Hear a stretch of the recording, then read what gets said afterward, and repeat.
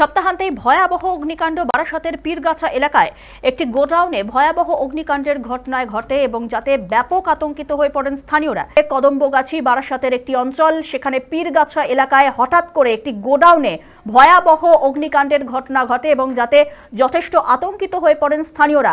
কদম্বগাছি অঞ্চলের পীরগাছা এলাকার এই যে কারখানা, সেই কারখানায় কিন্তু বিধ্বংসী আগুন লেগেছে। এখনো পর্যন্ত দমকলের কোনো গাড়ি কিন্তু ঘটনাস্থলে আসেনি।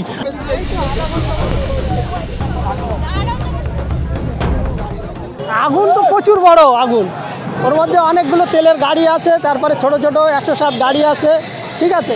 ওর মধ্যে ওই সব মানে বড় বড় 10 টাকা গাড়িতে মাল নিয়ে আসে, এখানে নামায়, এখান থেকে আবার ডেলিভারি হয়। হ্যাঁ, ওদিকে যেতে পারছে না কেউ, আশেপাশে প্রচুর আগুন।